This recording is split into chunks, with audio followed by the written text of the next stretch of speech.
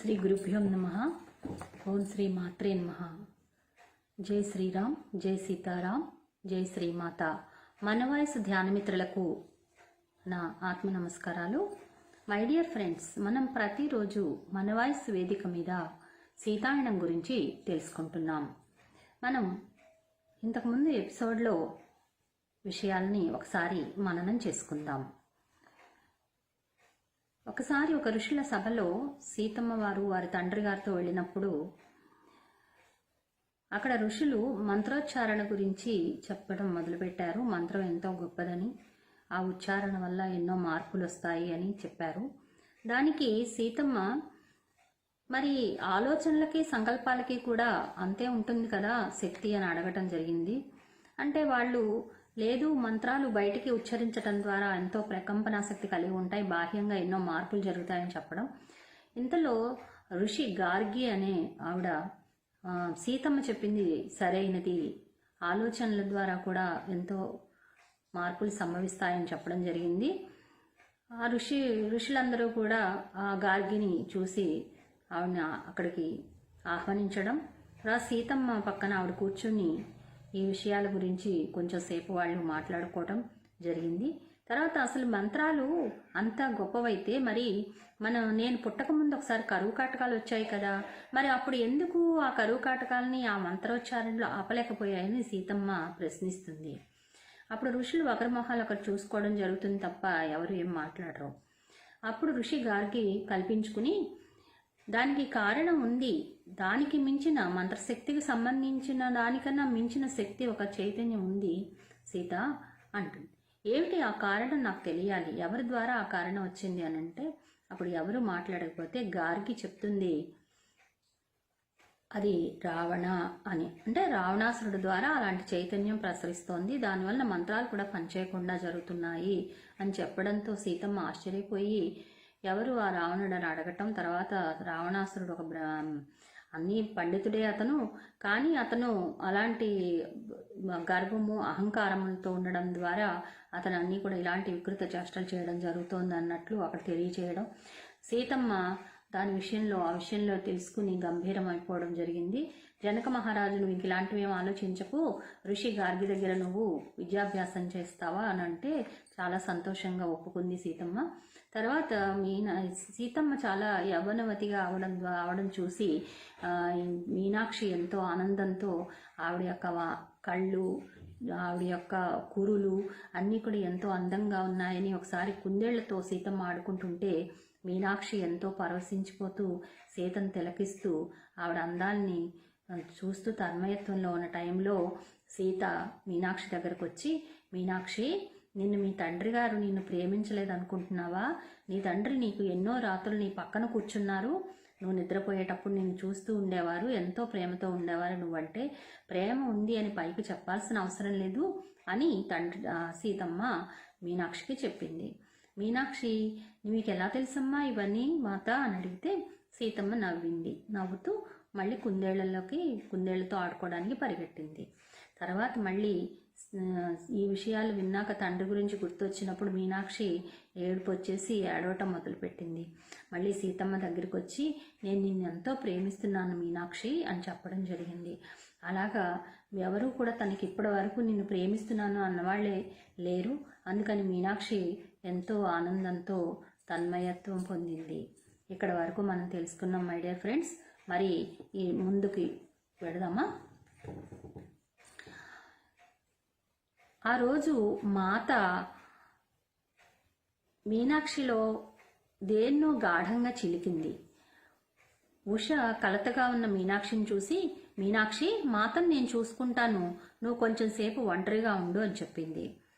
మీనాక్షి ఆమెకు కృతజ్ఞతలు చెప్పి గదిలోకి వెళ్లి స్వేచ్ఛగా ఏడవసాగింది. మళ్ళీ మీనాక్షి చిన్నపిల్లగా మారి తను కోల్పోయిన తండ్రి కోసం ఎన్నడూ మెచ్చుకొని ఆయన కోసం బాగా ఏడ్చింది.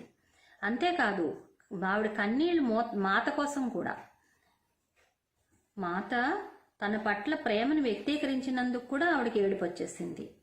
తన తండ్రితో గడిపిన సునీత క్షణాలు, జ్ఞాపకాలు మళ్ళీ వచ్చి మొట్టమొదటిసారిగా మీనాక్షి ఆయన ప్రేమను అనుభవించడం మొదలుపెట్టింది. కొంచెం సేపు అయిన తర్వాత తీవ్ర అనారోగ్యానికి గురై మరణానికి చేరువలో ఉన్న అదితి వద్దకు వెళ్ళింది మీనాక్షి. జరిగిందంతా ఆవిడకు చెప్పింది. ఆమె ఎంతో బలహీనంగా ఉన్నప్పటికీ కొంచెం నవ్వి, నిజంగానే మీ నాన్న నిన్ను ప్రేమించేవాడు, నువ్వే ఆయన సర్వస్వం, ఆయన ఏం చేసినా ఎంత కోపంగా కనిపించినా అది తనదైన శైలిలో నిన్ను రక్షించడం మీనాక్షి అని గొడిగింటుగా చెప్పింది అదితి. కొన్ని నిమిషాల మౌనం తర్వాత, ఆయన తన ప్రాణాన్ని పణంగా పెట్టి నువ్వు ఈ పరివార కృత్యాల్లో పాల్గొనేటట్లు చేశాడు. ఇప్పుడు నీపైన ఆశీర్వచనాలు ఎలా వర్షిస్తున్నాయో చూడు. మీ తండ్రి అంకిత భావం విశ్వాసాల వల్లనే నువ్వు ఇక్కడ ఉన్నావు మీనాక్షి. దాన్ని ఎప్పుడూ సందేహించకు. నీ తండ్రి త్యాగమే నిన్నిప్పుడు ఈ స్థితిలో ఉంచింది. ఆయన త్యాగం మహారాజుకు ఆయన పట్ల గల ప్రేమ రెండూను అని అదితి చెప్పింది. మీనాక్షి ఆవిడ వైపు ఆదితి వైపు ప్రశ్నార్థకంగా చూసింది. ఆమె తల ఊపింది. అందుకే ఆయన నన్ను నది నుంచి రక్షించారు, నా తండ్రి పట్ల ఆయన గల ప్రేమ వలన అని మెల్లగా మీనాక్షి అంది. అది నీ పట్ల ప్రేమ వలన మీనాక్షి అంటే తన పట్ల ఎవరికి ప్రేమ లేదు అనుకుంటోంది మీనాక్షి. తన తండ్రి మీద గౌరవంతో రక్షించారనుకుంది. నీ పట్ల ప్రేమ మీనాక్షి అని అదితి దానికి సరైన సమాధానం ఇచ్చింది.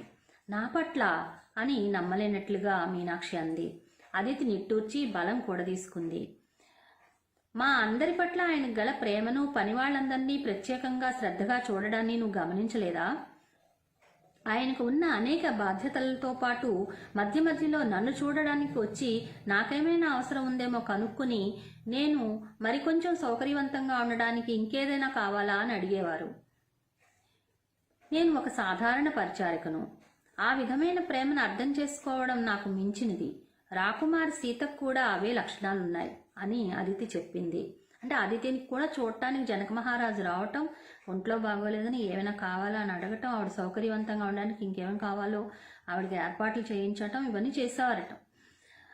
నేను అనేక ఉద్వేగాల్లో చుట్టుముట్టినప్పుడు కూడా నాకు జనక మహారాజు ఎంతో సహాయం అందించారు అని కూడా అదితి చెప్పడం జరిగింది. అప్పుడు మళ్ళీ మీనాక్షి, కానీ అదితి, చాలా కాలంగా నా హృదయంలో పాతి పెట్టబడిన ఈ బాధ గురించి రాకుమారికి ఎలా తెలుసు అని ప్రశ్నించింది మీనాక్షి. అప్పుడు అదితి అంది, రాకుమారి గురించి మనం ఎప్పటికీ అర్థం చేసుకోలేని విషయాలు ఎన్నో ఉన్నాయి. కాకపోతే ఒక విషయం నేను స్పష్టంగా చెప్పగలను. ఆమె ఈ ఇంటిలోకి మాత్రమే కాక మిథిల అంతటికీ అంతకుముందు లేని సంతోషాన్ని తెచ్చింది. మహారాజుకు మన పట్ల ప్రేమ ఉన్నా ఆయన వ్యక్తపరచరు. దానిని ఆమె తెలియచేస్తోంది. మహారాజు ఆయన మగవాళ్ళు గబుక్కుని పైకి ఏం తాళరు కదా, కానీ ఈ ఆడపిల్ల కాబట్టి సీతామాత ఆయనకి ఎంత ప్రేమ ఉందో సీతామాతకు కూడా అంత ప్రేమ ఉంది, ఈవిడ వ్యక్తపరుస్తోంది అనమాట. కొన్నిసార్లు నేను ఆమె స్వయంగా ప్రేమ అనుకుంటాను అని అదితి మాట్లాడి పేలవంగా అయిపోయింది. ఆవిడ స్వరం నీరసంగా అయిపోయింది. అయ్యో, నేను ఆవిడ్ని అలసటకు గురి చేశానే అని మీనాక్షి భావిస్తూ సెలవు తీసుకోబోయింది. కానీ వెనుకకు తిరిగి ఆమె చేయి పట్టుకుంది. అదితి, ఇన్ని సంవత్సరాల్లోనూ నాకు నువ్వు ఎంతో ముఖ్యమైన దానివి అంది మీనాక్షి. ఆమె నవ్వింది. మీనాక్షి కళ్ళు నీళ్లతో నిండడం చూసి ఆమె, నా కోసం ఏడవకు మీనాక్షి, నీ కోసం కొత్త అధ్యాయం మొదలైంది, నేను నా ప్రయాణాన్ని కొనసాగించాలి, ఇది అని చెప్పేసి తన చివరి సంభాషణ ముగించింది అదితి. అంటే ఇంక మళ్ళీ వీళ్ళు కలవడం అనేది ఉండదని అదితికి తెలుసు. అందుకే మీనాక్షి ఆమె పక్కనే నిలబడి ఉంది. కానీ ఇంక వెళ్ళు, సమయం మించిపోతోంది అని మళ్ళీ అదితి సూచించింది. మీనాక్షి మనసులోనే ఆమెకు నా చివరి వీడుకోలు అని చెప్పుకుని ఆవిడ చేతిలో నుంచి తన చేతిని తన గతంలో నుంచి ఒక భాగాన్ని వదిలేసినట్లుగా వదిలేసింది. ఆ రోజు నుంచి మీనాక్షి ప్రేమించబడని బిడ్డగా తన హృదయంలో పొందిన గాయాలన్నీ మానిపోయాయి. అంటే నేను ప్రేమించబడను ఎవరి చేత అనుకుంది మీనాక్షి, కానీ జనక మహారాజు తనని ప్రేమించారు, అందుకని ఆయన నదిలో నుంచి కాపాడారనేది తెలుసుకుంది. అలాగే తన తండ్రి కూడా ఎంతో ప్రేమించేవారని తెలుసుకుంది. అలాగే సీతమ్మ, నేను నిన్ను ప్రేమిస్తున్నాను మీనాక్షి అని చెప్పింది. ఇవన్నీ ఆవిడకి ఎంతో ఊరట కలిగించాయన్నమాట.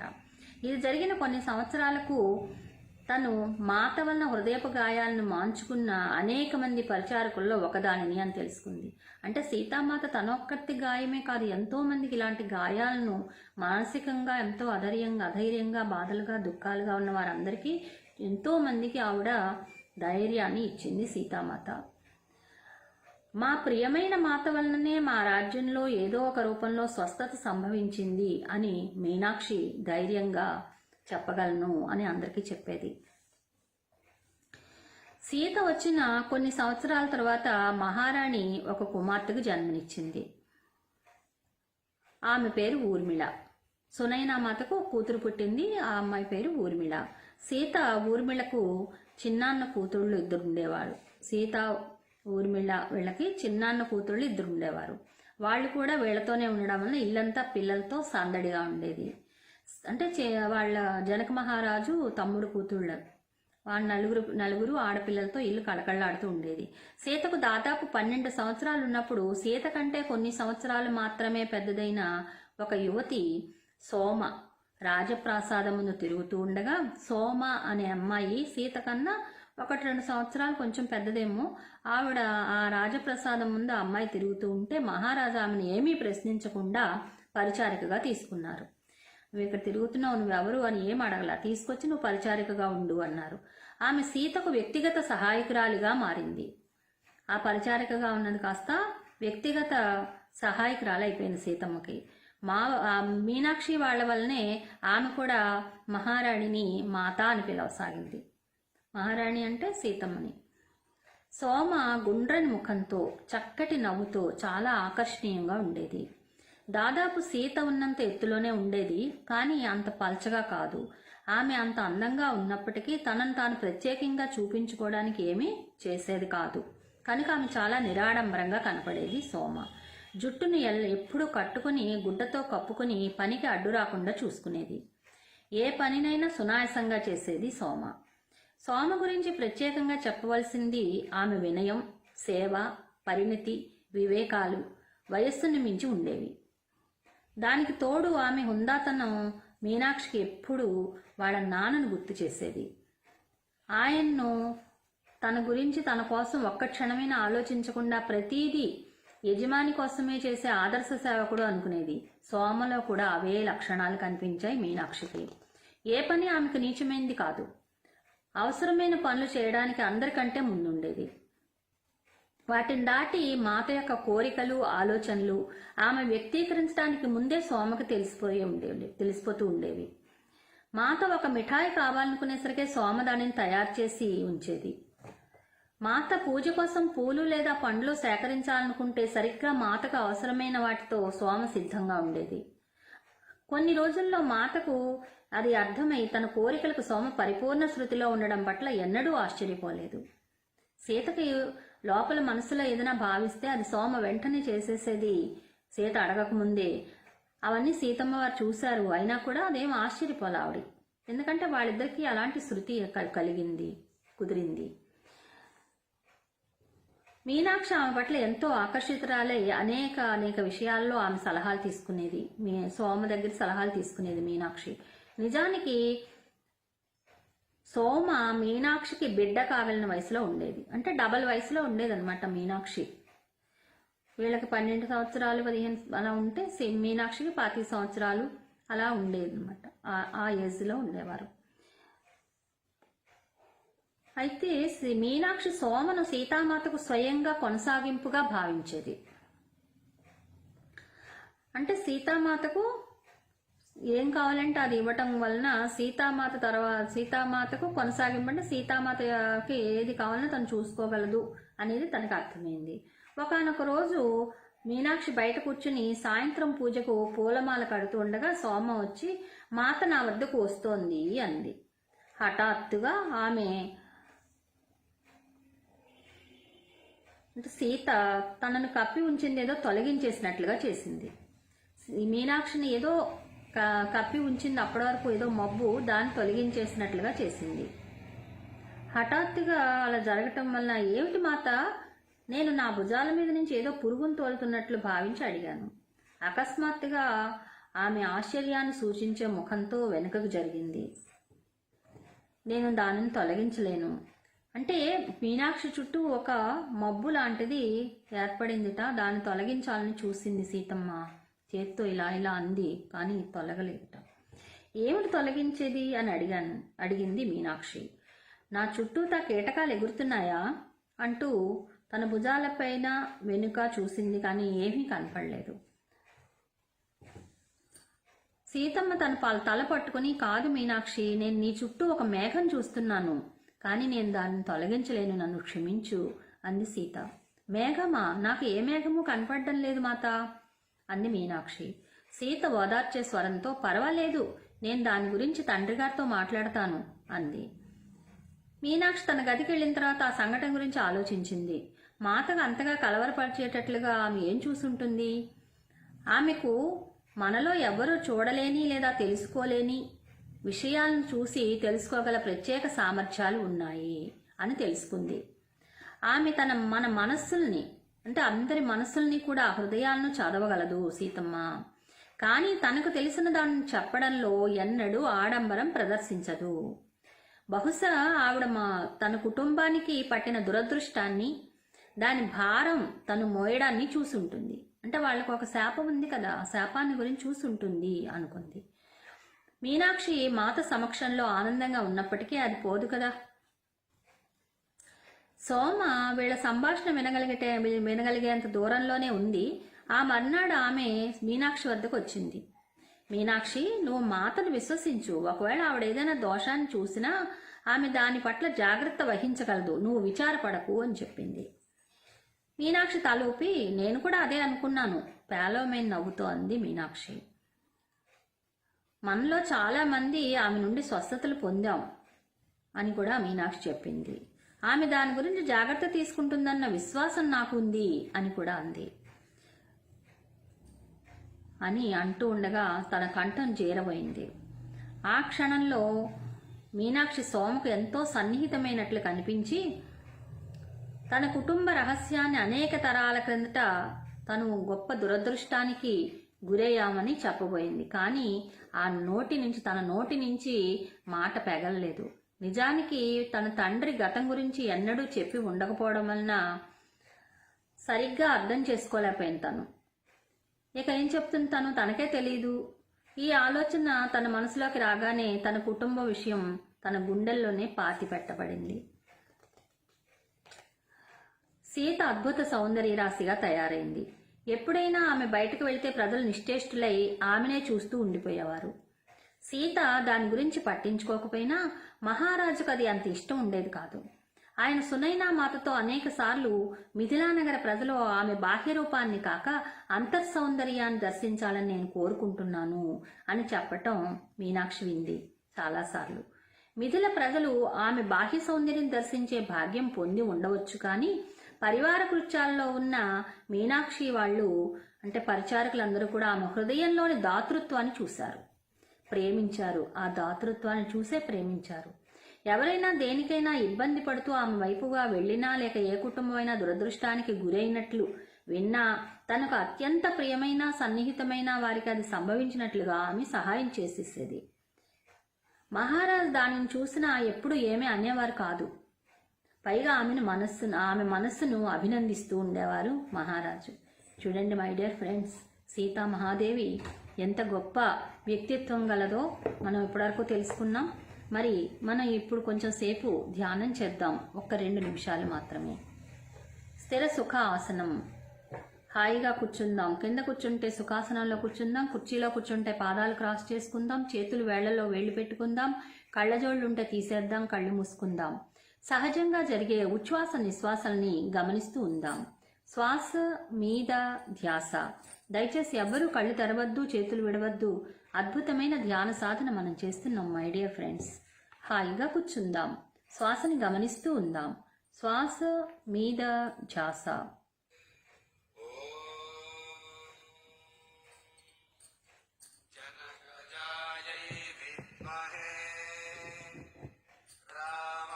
హాయిగా కూర్చున్నాం.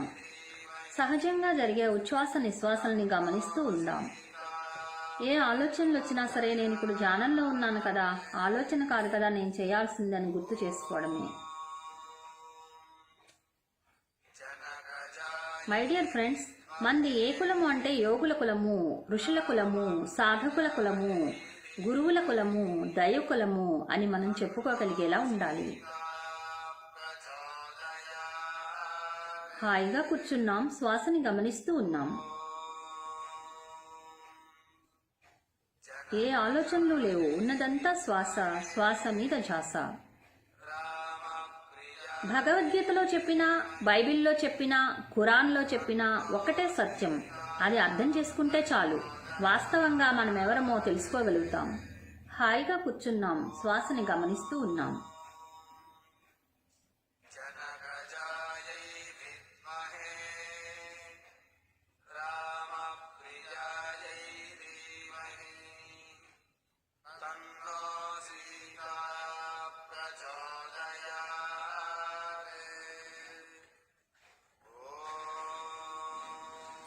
భగవద్గీతలో కృష్ణ పరమాత్మ తపస్విభ్యోధికో యోగి జ్ఞానిభ్యోపి మతోధిక కర్మభ్యశ్చాధికో యోగి తస్మాత్ యోగి భవ అర్జున అని చెప్పారు. అర్జున, తపస్సుల కంటే, జ్ఞానుల కంటే, మంచి మంచి పనులు చేసేవారి కంటే, శాస్త్ర పండితుల కంటే యోగి చాలా శ్రేష్ఠుడు. నీవు కూడా యోగివి కానాయనా అని చెప్పారు. యోగి అవడము అంటే యోగత్వాన్ని సంతరించుకోవడము, అంటే ప్రతిరోజు ధ్యానం చేసుకోవడమే. హాయిగా కూర్చున్నాం, సహజంగా జరిగే ఉచ్ఛ్వాస నిశ్వాసల్ని గమనిస్తూ ఉందాం. శ్వాస మీద ధ్యాస. శరీర మాధ్యం ఖలు ధర్మ సాధనం అని యోగులు అందించిన నగ్న సత్యం.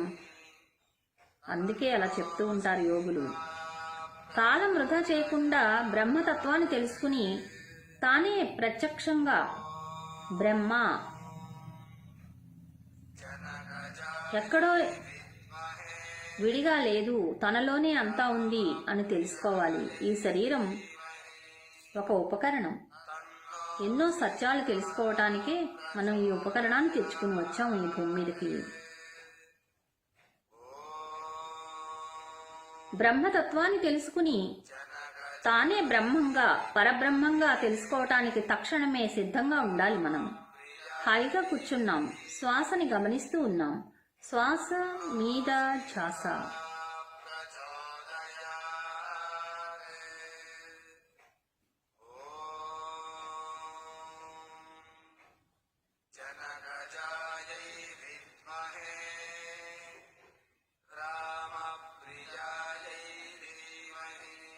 ఇంకా ఒక్క నిమిషం మాత్రమే.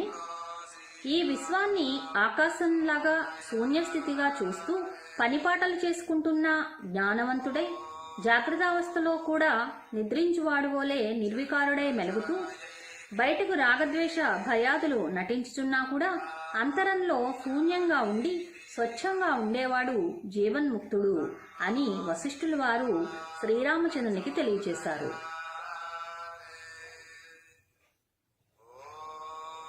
అన్నింట్లో ఉండాలి, కానీ ఏది అంటించుకోకూడదు.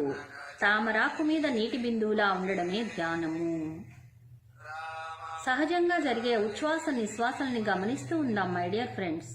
శ్వాస మీద ధ్యాస. తపస్సు అంటే తప్పించిపోవడము. మనలో ఉన్న దైవత్వాన్ని గుర్తించటమే తపస్సు.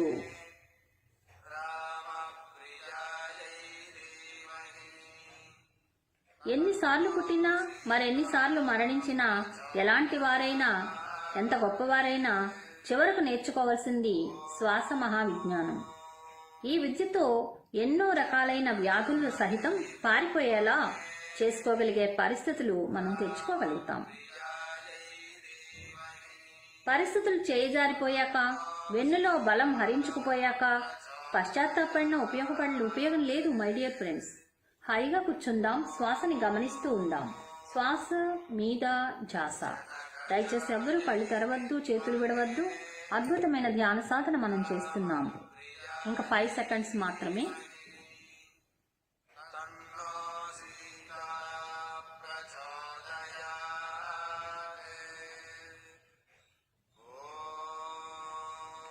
ఓకే ఫ్రెండ్స్, నెమ్మదిగా 2 చేతులు విడదీసి 2 కళ్ళ మీద పెట్టుకుందాం. 5 అంకెలు లెక్క పెట్టుకుందాం. 5, 4, 3, 2, 1, 0. నెమ్మదిగా చేతులు తీస్తూ నెమ్మదిగా కళ్ళు తెరుద్దాం. మనకి ధ్యాన భాగ్యాన్ని అందించిన పరమ గురువులకు, బ్రహ్మర్షి పితామహ పత్రిజీ వారికి, మన ఇష్ట దైవాలకు కరతాళ ధ్వనులతో కృతజ్ఞతలు తెలియజేసుకుందాం. మై డియర్ ఫ్రెండ్స్, మరి మనం ఎన్నో విశేషాంశాలు తెలుసుకుంటున్నాం. ఋషి గార్గి గురించి తెలుసుకున్నాం. అలాగే సీతమ్మ చిన్నతనం నుంచి కూడా ఎదుటివారి హృదయంలో ఉన్న బాధల్ని తెలుసుకుని ఆ గాయాల్ని తను శక్తితో మార్చటం, తన యొక్క ప్రేమపూరితమైనటువంటి హృదయంతో వాళ్ళతో చక్కగా మాట్లాడటం, పరిచారకులను కూడా ప్రియమిత్రులుగా వాళ్ళని తన దగ్గరికి తీసుకోవటం, ఇవన్నీ తెలుసుకుంటున్నాం. అంటే ప్రేమని మనలో పెంపొందించుకోవటము మనం చేయాల్సింది. ప్రేమ, కరుణ, క్షమ మనలో పెంపొందించుకోవాలి అని సీతమ్మ తను చేసి చూపించింది. జనక మహారాజుకి ఎంతటి ప్రేమ ఉండేదో సీతమ్మ కూడా అంతటి ప్రేమతోనూ పరిచారికలతో, అలాగే విదేహ రాజ్య ప్రజలందరితో కూడా అలాగే వ్యవహరించేది ఆవిడ. ఎవరికి కష్టం కలిగిన ఆవిడ సహించలేకపోయేది. మరి చూసారా ఫ్రెండ్స్, మరి ఎన్నో గొప్ప గొప్ప విషయాలు తెలుసుకుంటున్నాం. మరి మనం ఇది ఎంతో గొప్ప పవిత్రమైనటువంటి ఈ గ్రంథ రాజ్యాన్ని మనం అందరికీ తెలియచేయాల్సిన అవసరం ఉంది. కాబట్టి దయచేసి ఇది అందరికీ కూడా షేర్ చేయాలని నేను కోరుకుంటున్నాను. Thank you very much my dear friends.